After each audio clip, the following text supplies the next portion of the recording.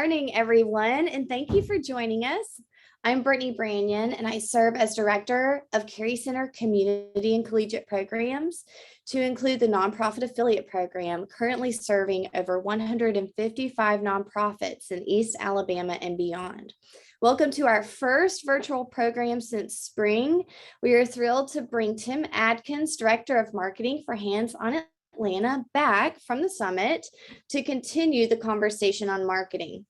But before we begin, I would like to share a little more about our nonprofit affiliate program in our community and collegiate program for those of you who are unfamiliar. The Carey Center Community and Collegiate Program fosters a community of educators, professionals, organizations, and students who have a desire to embody philanthropy, nonprofit studies, and leadership in their professional and personal lives. We provide professional development and networking opportunities to members to include Mix and Mingles, the Carey Center Volunteer Internship and Career Fair, also known as Meet Me at the Vic, and the Carey Center Nonprofit Summit that you all saw Tim at just a month ago. In addition to these events, now more than ever, we are focusing on professional development and learning opportunities. Carey Center nonprofit affiliates are the first to learn of upcoming programming, and membership is free. You can join us at aub.ie/NPAAPP, and I will drop that in the chat. But before we get started, I'd like to take a moment to thank this year's sponsors who have pledged to support our efforts in providing meaningful programming to the nonprofit sector. Thank you to our Oak level sponsor, the Community Foundation of East Alabama, Camellia level sponsors, Auburn University Outreach, and the Drummond Thorne Stooks Fund for Excellence, as well as community service grants provided by State Senators Randy Price and Tom Watley and State House Representative Joe Lovern. And then we have our Azalea level sponsors, the United Way of Lee County and Himmelwright, Hughley, and Bowles LLC accountants. Oh my gosh, my husband is one. For more information on how you can sponsor our programming, please email me at branyba@auburn.edu, and I'll drop that in the chat as well. Now let's get to the reason you are all here. Please join me in welcoming back today's speaker, Tim Adkins. Tim is the Director of Marketing and Communications at Hands on Atlanta. In his role, Tim is a member of the senior leadership team and oversees all volunteer engagement and nonprofit services programming. Tim brings his experience in supporting early stage startups and entrepreneurial background to deliver fresh and scalable solutions to engage the Atlanta community in service. Tim created and facilitated marketing classes at the Georgia Center for Nonprofits and is an active member of the Point of Light Global Affiliate Marketing Committee. He's also a regular speaker at nonprofit and startup events. In his free time, Tim enjoys running ultra marathons, eating plants, and practicing yoga. High five on that. Tim lives in Atlanta, Georgia, with his partner, daughter, and their 2 dogs. Please help me welcome Tim Adkins. Yay, thank you. Thanks, Brittany. That's a mouthful. I gotta revisit that. All right, well, good morning, everybody. Thank you for having me back. It was really nice to be in person at the Come Together event. That was really cool at the summit.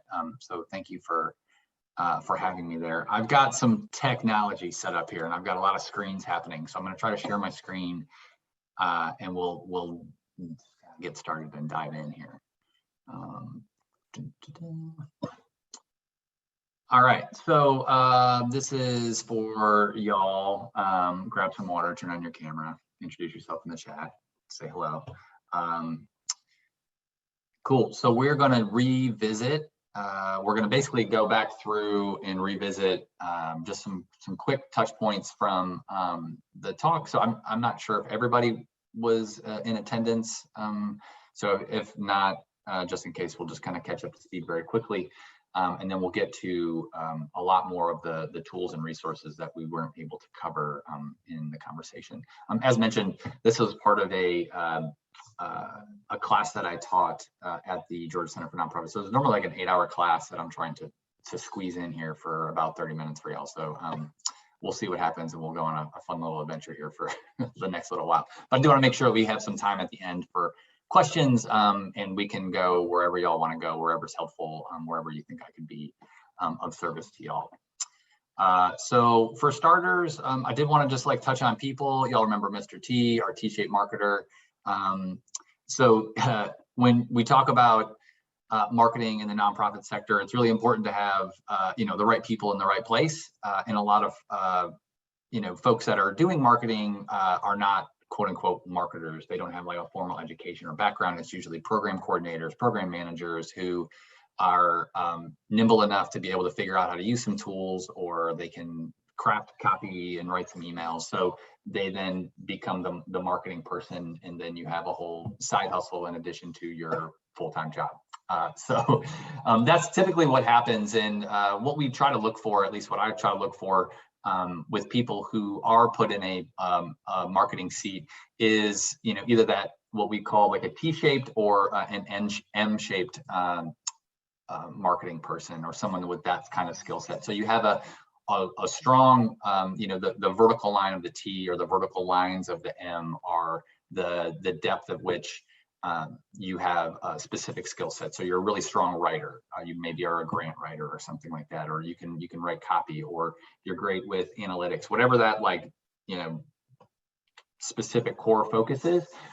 That's what that vertical is. That's going to be long, and then the breadth of which you could cross multiple skill sets is really what kind of pushes you across the top of the T there. So if you can do one thing really well, but are nimble enough to be able to figure out some other stuff, and I can manipulate the website, I can do our social, I can send the newsletter, and I can write all the content. That is probably somebody who's a T-shaped marketer. That's someone that you'd be looking for to join your team, or some skill sets that maybe you want to enhance and leverage within your own career if you are in a marketing seat. The M would just be someone who has multiple depths, right? So they can go pretty deep in a couple different areas. It's relatively new, and the fun fact about this, if you missed it from before, is if you unscramble the letters, they spell my name, and I liked that, so I thought that was kind of fun. But T-shaped marketers are really what we're looking for in the nonprofit space. People are important. All right, so quick refresher on kind of the formula for what kind of tools are in your stack, right? And so I found this pretty cool graphic that I think really best outlines and identifies the types of tools, like what function do we want them to perform. So customer journey, that could be a donor, that could be a volunteer, that could be anybody who you're engaging with. You want to attract, nurture, convert, engage, and collaborate. And that's what you'll kind of see some of the tools that we use. Once we get past some of those essential gotta haves, they'll be laid out kind of in that framework there. And you can see there's a ton of different things that you can be using, a ton of different tools specifically for each one of those areas through that cycle. So here are some of the essentials. Again, this is really what I got to in the talk, but just to quickly refresh some of these things. Websites, if y'all are thinking about moving your website, or thinking about hosting your own, creating something new, these are some pretty easy to use solutions that I would recommend. Squarespace being, I think, the easiest, simplest out-of-box solution we can create. A really nice looking website. Templates are great. It's drag and drop. You don't need to know how to code. You don't need to know how to do anything. You sign up for an account, attach your domain, and you're good to go. For about $230 a year, you can have a really nice professional looking website. That's what I built my website on for Hands on Atlanta, in addition to a bunch of other websites I've built. It's relatively easy. WordPress, 25% of all websites on the internet are built on top of WordPress. They do have some components that make it easy for drag and drop, where you don't need to code. It's just much more complex in terms of you can really open it up and build a really robust website. If you have a developer, if you had someone who kind of knows what they're doing on the back end, WordPress is probably where I'm going to recommend you there. MailChimp has recently launched landing pages, and they're trying to get more into that the full CMS content management solution or service, and they're really trying to go all around marketing software. And so having a place where they're directing traffic to actually host that traffic as well is something that MailChimp is doing. It's free. I really like MailChimp, not only because they're here in Atlanta, but just because it is just super user-friendly, and everything that they do is they really think about the user and the user experience. So I really like MailChimp. And then one that I put on here that I don't think I included in the last one when we talked in person, at Pori.io. This is part of like Web 3.0 and the ability for just the no-code world, where you can connect some Google Sheets and Pori, and through a database of Google Sheets, you can build a website. So if you're hosting an event, or if you're looking for a way to visually engage, visually like host volunteers or a group of folks that is a little bit more engaging than a spreadsheet, I would recommend checking out that startup. They're pretty cool. And I've got some examples I'll show maybe towards the end when we have some more time, just to kind of walk you through kind of some things that I've poked around and played with that could be helpful. So that's websites. In terms of design, I think when I was there, everybody was like, Canva. Yes, we can't get enough of Canva. Canva is by far, and they continue to add features, which I think is really cool. So like they're really committed to the product and listening to feedback and continuing to enhance. It's not just something that they put out there and said, hey, we're not going to develop it. So I really recommend Canva. You can do some really high professional grade designs, from print mailers that are doing t-shirts now to Facebook images, Instagram stuff. Anything that you're looking to design and create some graphics around, Canva is the solution. Another one that I put on here that I think we talked about, Easy GIF Maker. That's it. Everyone likes a good GIF or a good GIF, and that allows you to upload a video or upload multiple photos to create a GIF. So if you wanted to do something that was a little bit more fun and engaging via email, or something that's a part of your a marketing campaign, Easy GIF Maker, and I believe that's what the URL is. It's just easygifmaker.com, but you could Google it and find it. And it's free, and it's easy to use, and it gives you some it pushes out some high quality graphics as well. Skills-based volunteers, obviously, I mobilize volunteers. That's kind of what we do at Hands On Atlanta. So you'll see that kind of infused throughout. Anytime you can engage a volunteer, graphic designer, photographer, whatever, I would highly recommend it. All right, from a social media standpoint, you definitely want to be on, Facebook, Instagram, LinkedIn, Twitter. Those are pretty commonplace now. I don't think that's anything new or exciting. Whether you want to start a TikTok page, I don't know, maybe not. You got to find out where your audience is. What's the intent behind doing that? Do you want to, if your audience, maybe your demographics are a little bit younger, maybe you want to be on Snapchat. But what these tools do is they actually help manage all those different properties. So Buffer, Hootsuite, Sprout Social, those are really going to allow you to build a queue of social posts that you can kind of help with a calendar. So if you have a content calendar, or if you have things that you're sharing regularly, Buffer and Hootsuite they offer free options that allow you to build that queue. So as I mentioned in our at the summit, I schedule all my social posts on Monday, and I put them into the queue, and then they just kind of fire throughout the week. I can schedule when they post, or they can just add to what their best suggested times are on those platforms. And then from there, I'm able to do some engagement real time versus having to create the content and then engage at the same time. So it does allow for me a little bit more flexibility. Sprout Social is a great paid tool. It's a little bit more robust in terms of like reporting and things that you can get back, and tracking metrics and tagging things. That's what we use at Hands On Atlanta, but does have a premium cost. So it's like $150 a month, I think is what I'm paying. So it's not cheap, but it's where if you can afford it, or you want to use it, or you really want to go deep on your social, I would recommend that. And then link in bio and Linktree are both things for Instagram. So if you want to incorporate lots of links within your Instagram page versus just having the one link, that tool allows you to do those. Email, MailChimp, I can't recommend it enough. It's free for up to 2,000 subscribers. Even on the paid plan, it's it's just the easiest, most intuitive way you can send a newsletter, in my opinion. I've played with a lot of the different softwares, and I just keep coming back to like I just like MailChimp. But there's others out there, and these are just some others that I would recommend. Substack allows you to create your own, so you could charge if you wanted to subscribers, or you can create little communities within your audiences. And there's some flexibility there with some different things that Substack is doing if you're creating a lot of your own content. Subject matter expert, if you're like, publishing research papers and things like that, and you have a lot of that knowledge and you want to share it in a more meaningful way, maybe you could charge for it.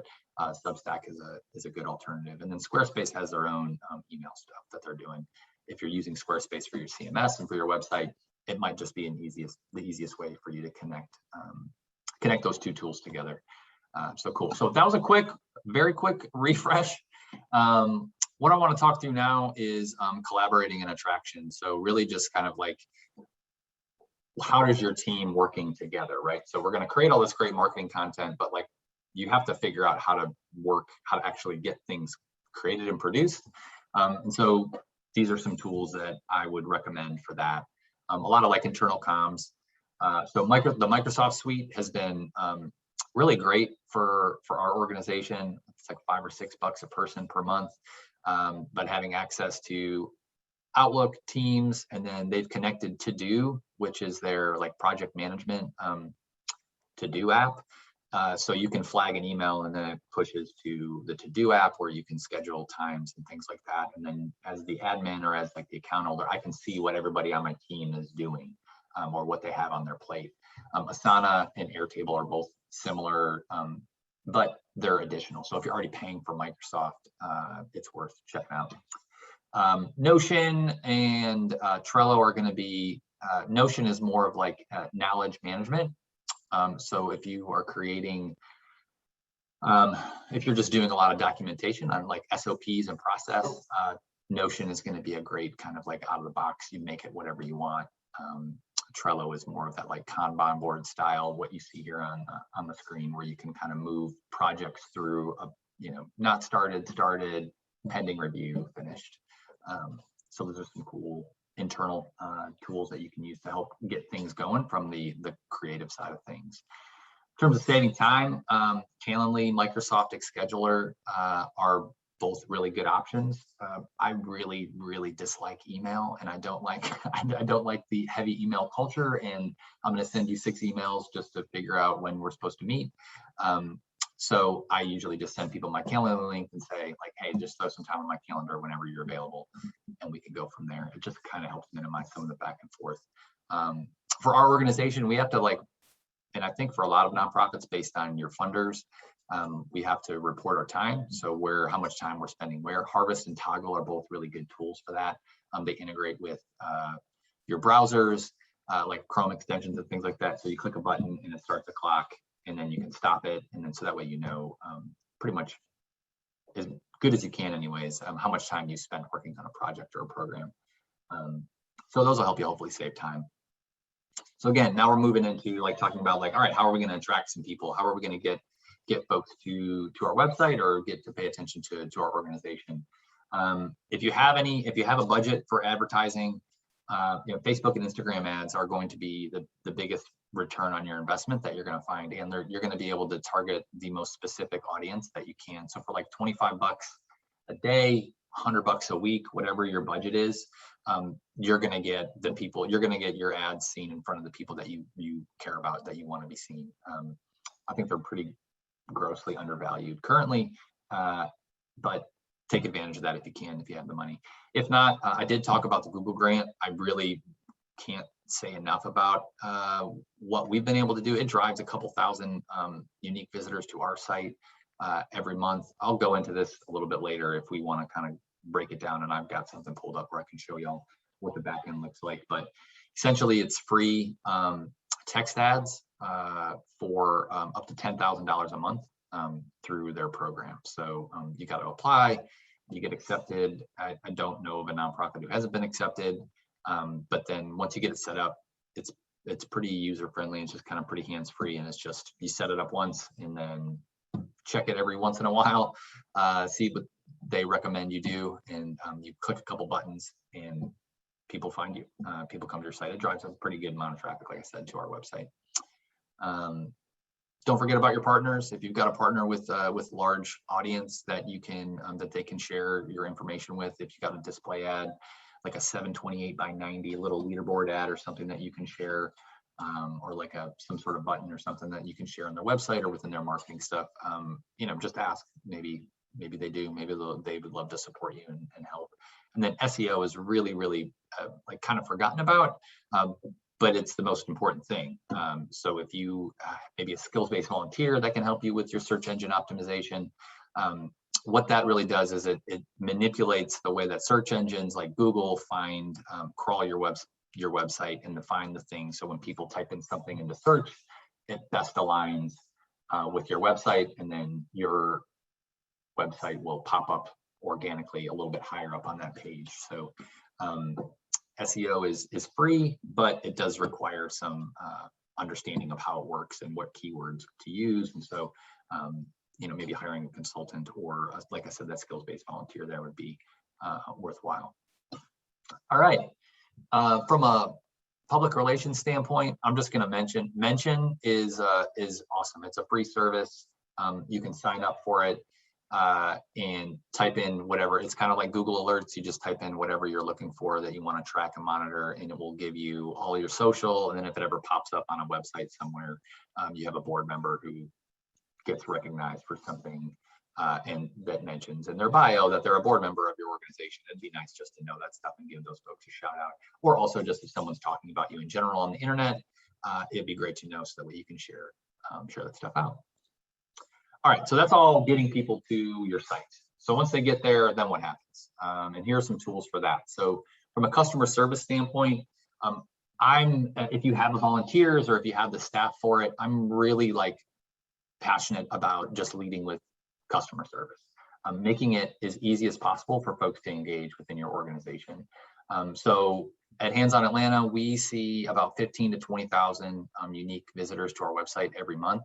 And what we've set up is a little Zendesk chat, so folks don't have to call us all day long, or we're not constantly responding to emails. We can really quickly just help them with what they're doing in a real time manner. So if you have the capacity on your team to do something like that, even if you just set up a little widget that says leave us a message, people are constantly looking like, how do I find you? How do I send you an email? How do I get in touch with you? If you just make it a little bit easier, it may help just smooth that process out a little bit more. Talk.to is a free, really robust tool that I would highly recommend. You set it up, and it's a little piece of copy and paste HTML code, and you plop it in your website, and that's it. And everything else is handled. So you can do like live chat. You can set it up to do like a knowledge management center. So like if you want to do like a ticketing thing, or if you're handling a lot of like support issues, you can set all that up through talk.to, and it's totally free forever.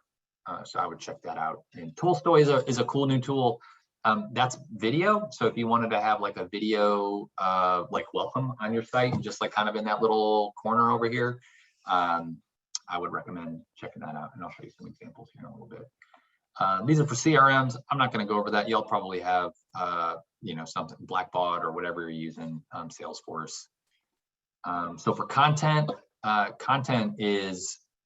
this is my favorite. This is like my favorite thing. So this is normally, each one of these slides, or which one of these tools gets like its own slide. And Anchor is a free platform if you want to create a podcast that allows you to record, and then they have a bunch of like drag and drop like sound effects and music and transitions, but then it also publishes to all the major platforms. So Spotify, Apple iTunes, Google Play, it does it all for free.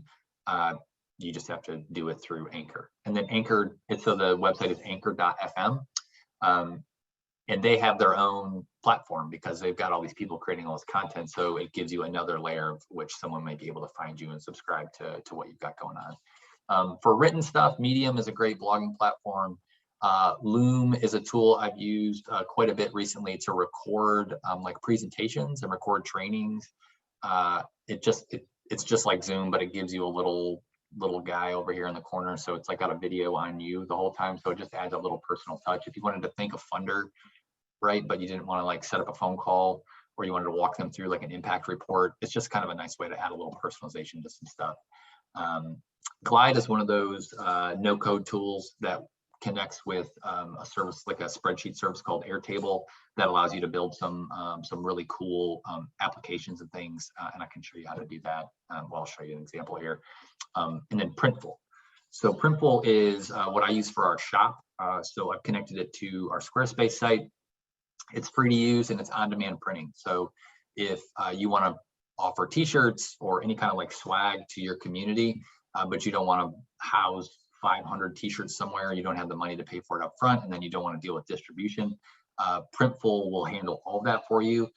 You upload you pick your shirt, you pick your hat, your iPhone case, whatever it is, you upload your logo, your design, you set your price, and then they charge you for whatever the price is, and then you get to take whatever the difference is. So if the shirt costs 13 bucks for them to produce, you charge 25 bucks, you made 12 bucks on that sale. So it's pretty cool. And that's what I've got a shop, and that's what we've done. So no out-of-pocket cost, which is really nice. So for some photo and video, don't underestimate the power of your telephone.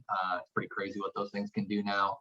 So if you have the budget, please go hire a photographer. But if not, these are some really great tools you can use. Unsplash is free. Free photos that are fantastic. It's actually integrated with Canva. So if you have a Canva account, any of the images there, they all come from Unsplash. And then Splice is a really cool video tool that I've been using. I use it on my iPad, but I've created a bunch of really fun videos there. It's just a really easy, intuitive way to, it's like, I think $3 a month is what I pay for it for the app. But you can add music, you add your videos, and it's kind of like Apple Movies, iMovie. But it's just a lot easier to use in my opinion. So those are some cool photo and video tools. I know I'm hitting you with a lot of stuff, and I know I'm going real fast, but I want to get to everything so we can have a good chat, a good time to chat towards the end. In terms of events, we're still doing them. Here we are, we're on Zoom, hosting an event. Eventbrite, all these platforms all have both virtual and in-person things that they're doing now. If you ever host a conference, I would recommend checking out a tool called Sketch. It's a little, they have basically you can create like an iPhone or a mobile app that allows you to have the members all talk to each other. They can kind of create, the courses that they want to go check out and create like a plan. They can see who the speakers are and stuff like that. And so that's a pretty cool tool, and it's relatively inexpensive. Given they have a free option, and then there's just like, it's pretty low barrier to entry from there, and they just base it on how many tickets you're selling and things like that. But if you're doing events, here are some tools I would recommend. All right, so that's a lot of like content. So then what do we do with this? So we talked about attraction and getting people to the website. All of those tools I just mentioned, are gonna help you keep people there when they get there. What are they seeing? What are they engaging with? And then I did want to cover some tools that will help just like, analyze like what's working, what's not. So on that slide, talking about like fail fast, like if something's not working, like you want to know that it's not working and you want to pivot to something else. If something is working, you want to do more of that thing, but you don't know unless you can actually analyze it. And just some web tools, analytic tools, Google Analytics. I assume anybody who's working within a website has used Google Analytics. It's free, it's super easy to connect to your website, and it gives you such robust data. There's so many things in there that it will be able to tell you. It's a little overwhelming, but even just knowing like where people are coming from and what they're doing when the activity, like where are they spending time on your page, it's just really, or on your website, is really important, and will help you better create some of that content to go along with what some of the analytics are saying. Just kind of going back to the social media stuff, Sprout Social, they have a really, I think, robust. One of the reasons why I like that tool so much is because of the analytics that I'm able to access. So if you are serious and you have some focused efforts around social media, and you're doing some campaigns and you really want to go big in engagement, I would recommend Sprout. And then Moz is a free tool that does a lot of different things, but what it does is it crawls your site and it tells you a lot of different things about what's going on. So like site speed, where people are at, what they're clicking on, where their cursor is at. So if you're interested in, if you have like a donation page, for example, on your website, and you're wondering why people aren't donating, or you want to know, like, how do I make this easier for people? How do I optimize this page? Moz is a pretty cool tool that is free to download. You sign up for it, and it's free, and then you just connect it to your browser. And when you're on your site, or any site for that matter, it kind of tells you what's going on there. So those are just some real quick like analytics things, so you can see what's happening when people are on your site. All right, so like, how's it going, right? So doing a lot of surveys. I know this is big for us. This is how we do a lot of our evaluation, is figuring out like, okay, so what are we doing? So just some survey tools that you're probably familiar with, but SurveyMonkey, Typeform both have free options. Airtable has a free option as well. Airtable is very similar to, if you think about like Google Forms. You can create a Google form that people fill out, like a survey, and then it pushes to a spreadsheet. Airtable is very similar and allows you to do some of that, but it's so much more powerful on the back end. So you can do so many other things with Airtable that you can't currently with Google Sheets. And I think it's a great system, and it's a great tool. And I'm happy to show you an example of what that looks like. So, all right, so that's a lot of tools. We just covered like 50 tools or something like that. So we've understand now that people and tools are important when doing your marketing. And what I wanted to do now is just take a quick look at some resources. So I'm going to give you a quick overview of all these words on the screen here, and then I'm going to share just my browser and share a couple things with you, and then we'll get into some questions. But obviously, I said it a bunch of times, skills-based volunteers are so critical, and there's all different kinds of ways that you can use skills-based volunteers.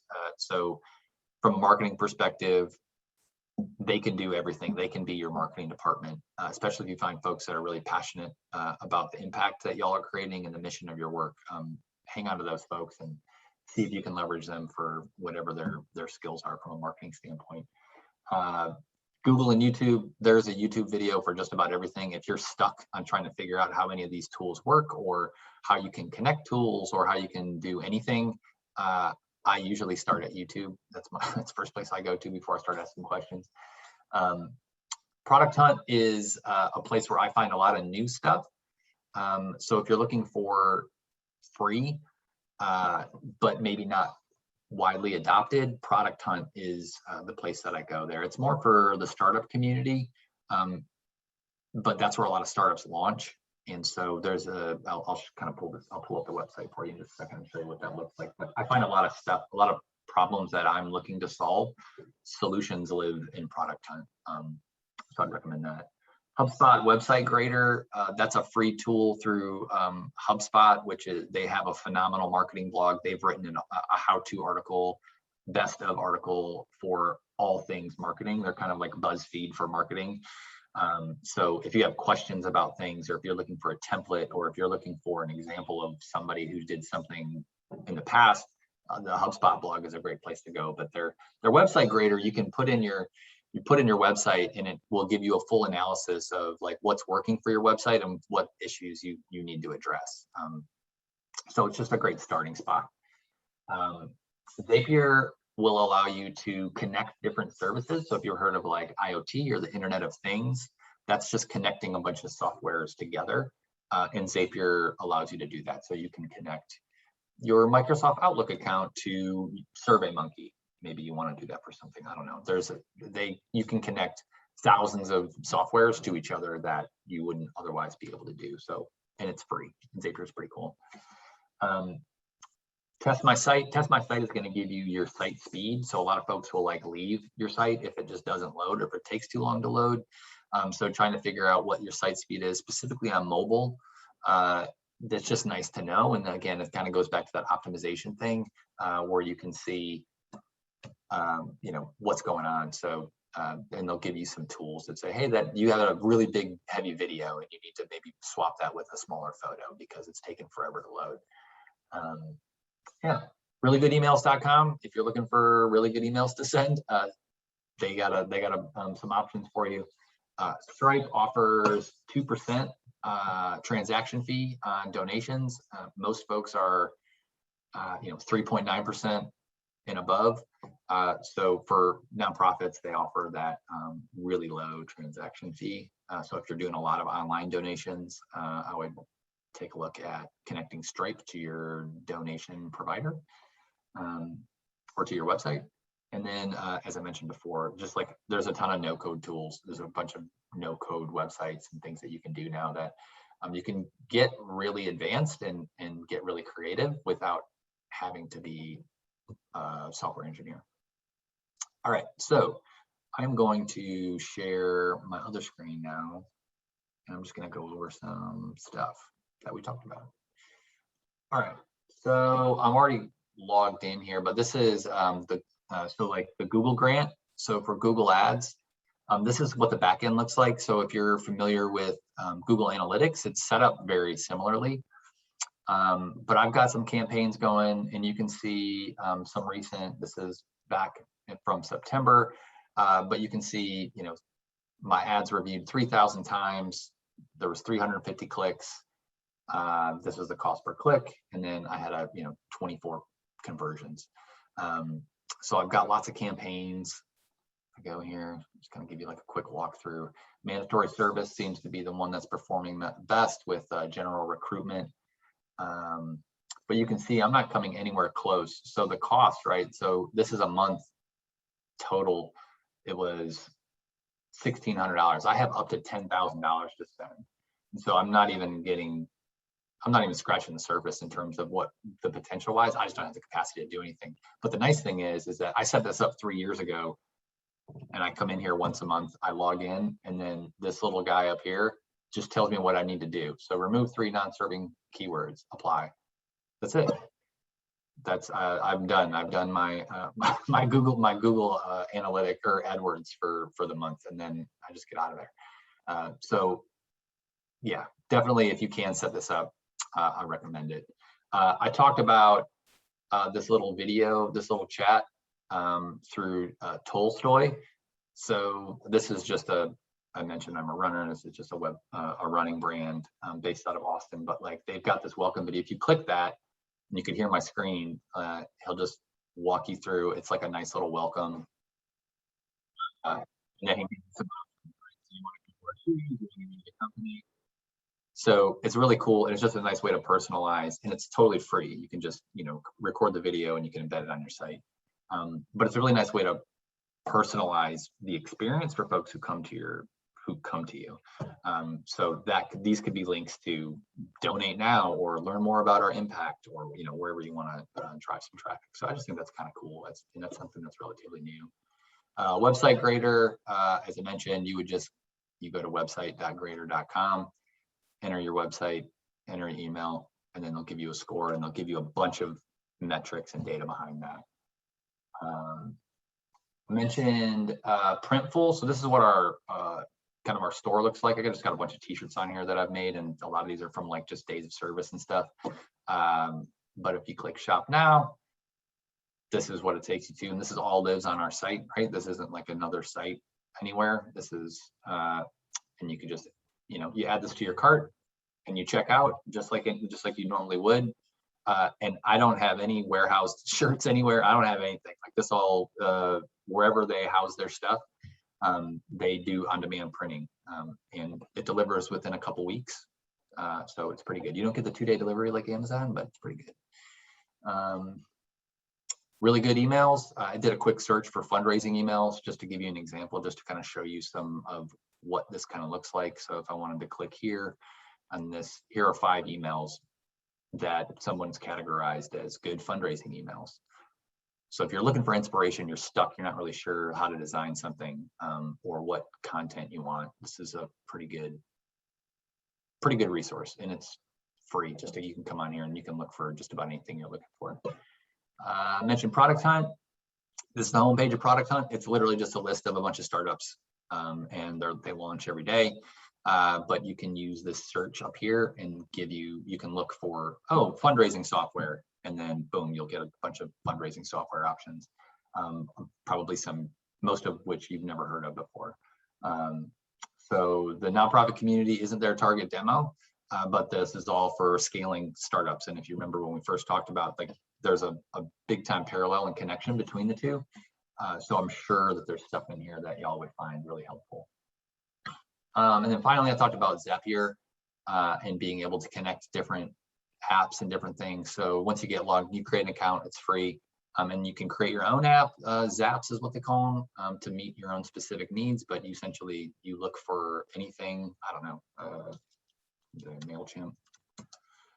So you want to connect MailChimp to whatever, any other, like in here, it gives you a bunch of different options that you can do. But you can connect websites and software together for free. And you can have a lot of fun with that. We made it. All right, y'all.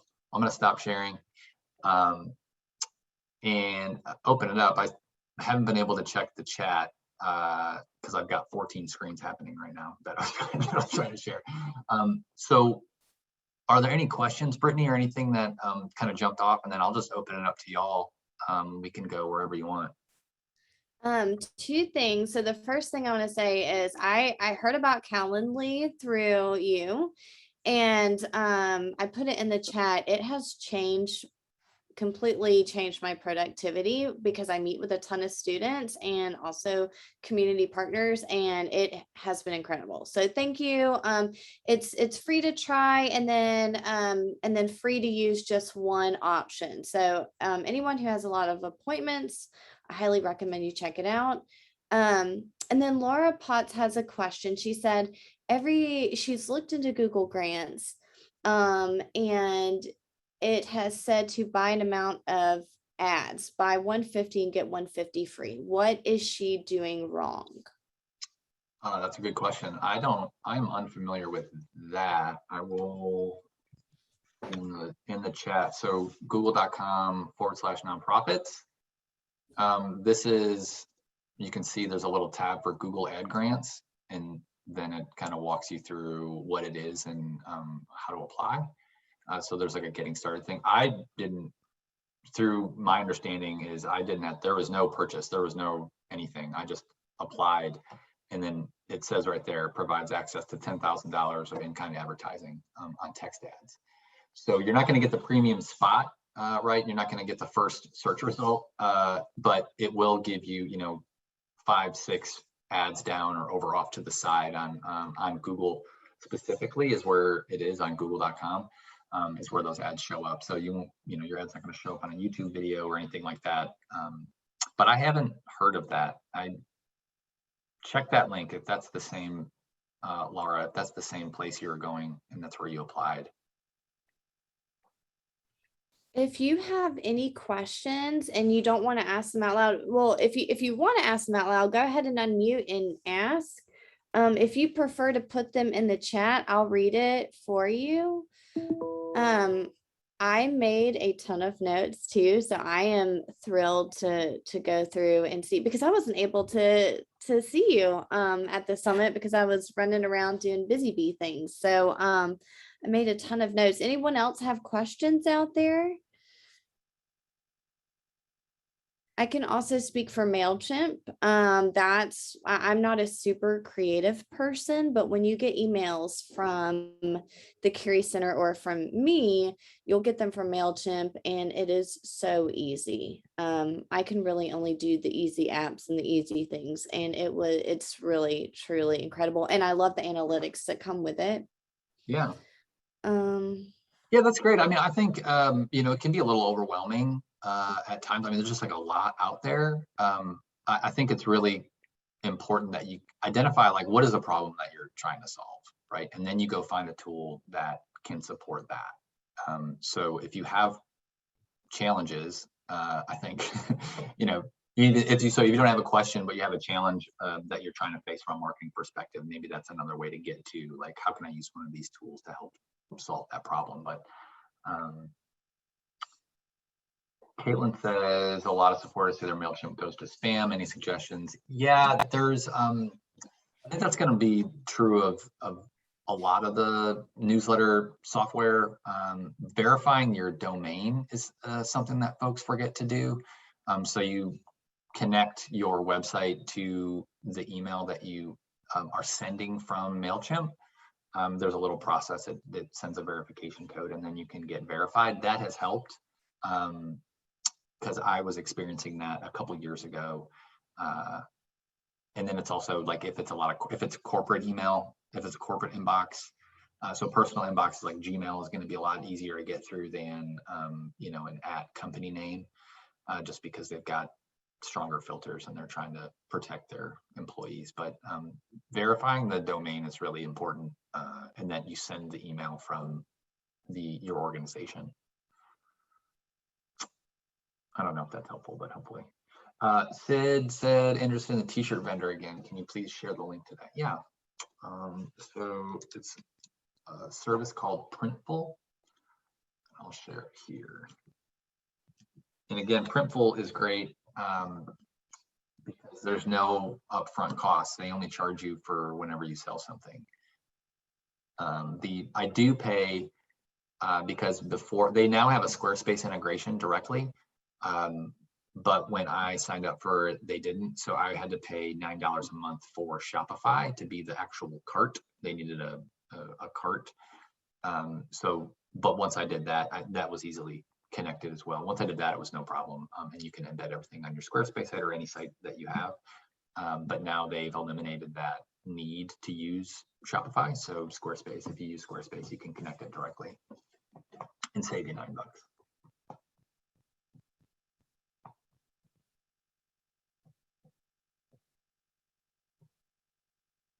I'm also interested in learning about what y'all are using. What is working for you? Like, what are some cool tools that you're using that you think maybe some other folks here might benefit from?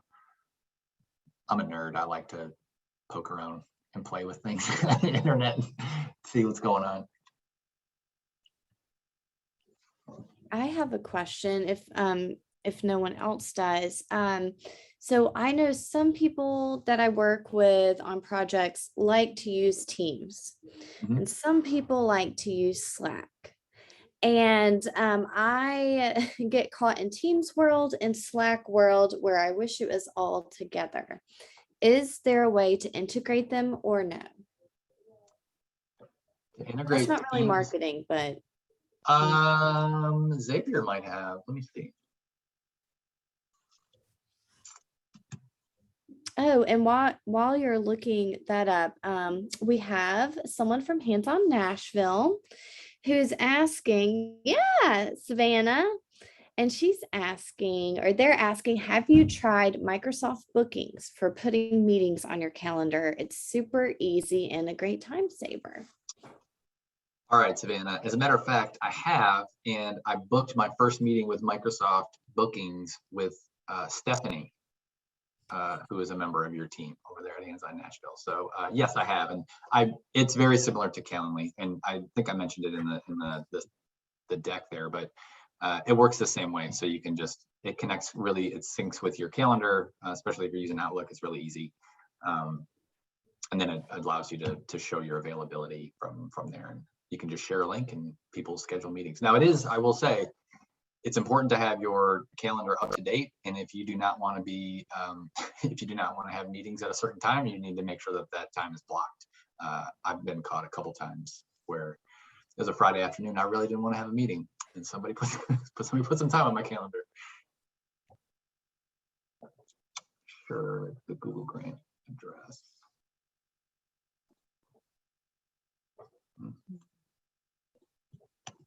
Here's the direct link to the ad grant.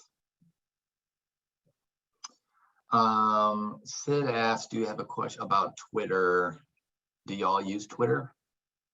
People on Twitter? That's for the royal you and the community there. I personally use Twitter to if something important's going on, to see what people are saying about it. But at work, I often find that it's an afterthought.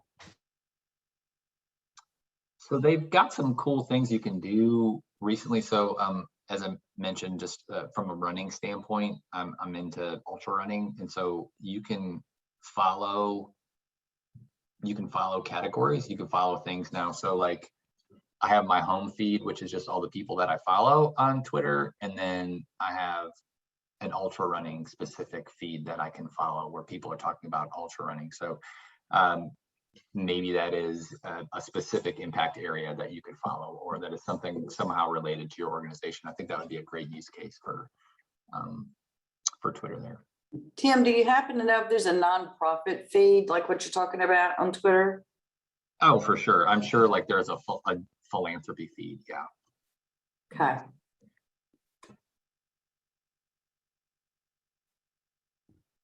And Maddie Marsh asks, could you briefly describe how you would maybe use Facebook, Twitter, and Instagram differently? Yeah, so that's actually a really good question.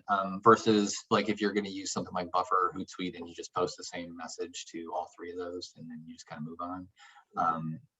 I think having an understanding of what you want those communities to do is kind of like number one. So like I think Facebook, you know that like if the audience is over the age of 15, they have a they're active on Facebook, right? And so you could use that Facebook page or Facebook groups to really like cultivate community. And that's where if you have a donor list, or you have a list of volunteers, or you have a list of people that you're serving, and you want to be able to communicate with them quickly, maybe that's where you want to use Facebook. You can't really do that on Twitter. So maybe Twitter is more so for like finding things that are happening. Maybe you're using Twitter as like a news source, or you're using it as a way to just better stay on top of what's going on, specifically like hyper local or just like a national thing. Instagram, I think, is going to be a lot, that's going to be like the best place for engagement and for sharing like content. So if you've got videos, or you're doing stuff, you're creating a bunch of really cool stuff in Canva, posting it on Instagram, and asking for people to comment, or asking people to give you feedback, or just sharing things. Maybe Instagram is used. That's how you're using Instagram to engage with folks. So I think it's just kind of like, where is your audience at? If you know where your audience is at, and then you can use each one of those things differently. I would also say like LinkedIn, you should definitely be on LinkedIn looking for corporate volunteers for sure. So maybe that's a different strategy that you're using for those folks, and for donations. I completely agree with you on LinkedIn. In addition to, we've had people show up to the summit and different events who we ask, where they're from, maybe Birmingham or Atlanta, and we say, how did you hear about us? And they say LinkedIn. Mm-hmm. And I'm not really sure how it happens, but it does. Yeah. And I think Sid, that's a good, or maybe it was Laura, on the no interaction on Twitter. So Facebook has a planner for Facebook and Instagram for free. So if you were paying for Hootsuite, or you were just using Hootsuite for Twitter, but you're not really seeing any engagement there, that's another option for y'all.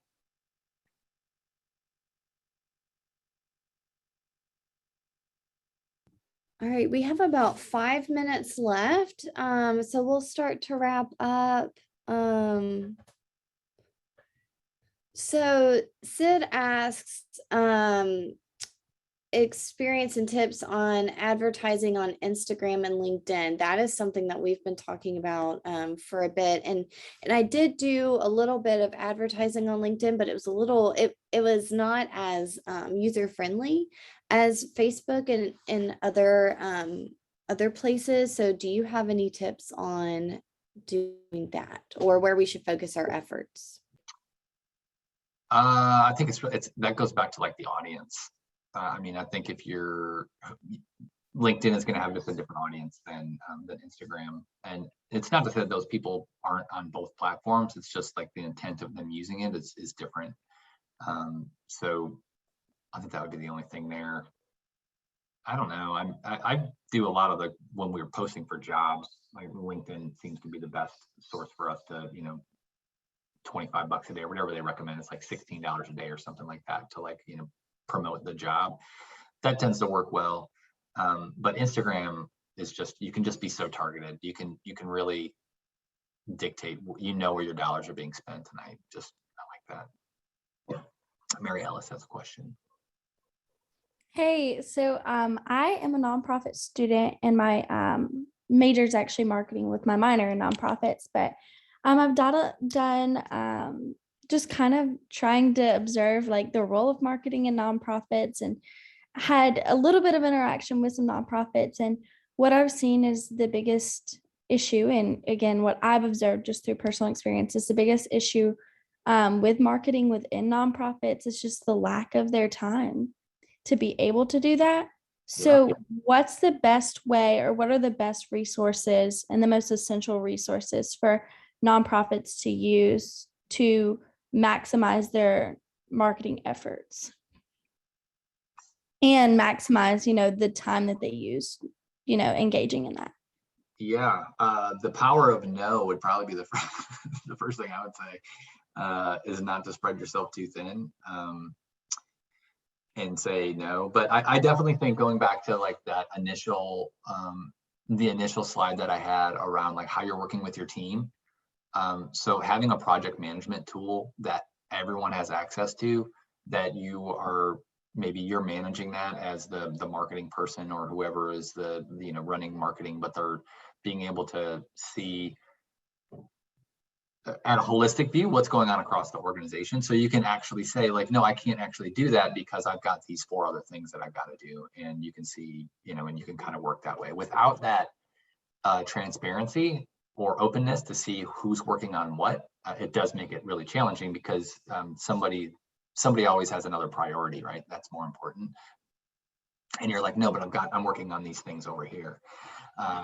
And so I think having that, just being able to, leverage a system like that would be really helpful. Now, I will say it also requires a incredible amount of work on the front end to like create that, and, change management to get the team to buy into, oh, I've got to create this task or this project in this thing, versus it just lives in my email and I know I have to do it.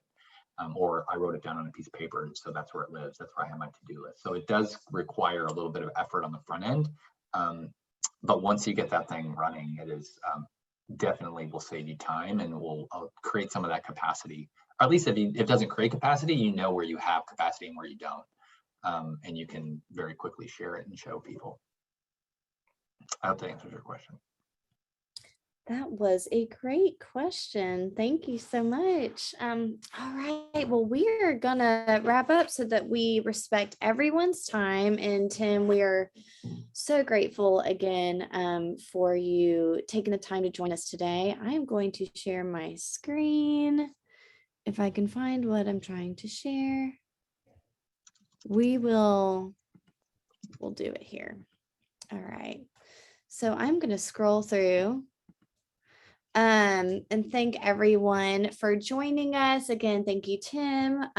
We're so grateful for your expertise. I have a million notes written down that I'm sure I'll follow up with you later to ask. But we want to take the opportunity one more time to thank our sponsors. So I'm going to scroll down and show our Oak sponsor. Thank you so much, Community Foundation of East Alabama. We are so grateful for you. And then we are thankful for our Camellia sponsors, Auburn University Outreach, the Drummond Thorns Dukes Fund for Excellence, and our state representatives and senators, Tom Watley, Randy Price, and Joe Lovern. And thank you again to the United Way of Lee County, as well as HHB.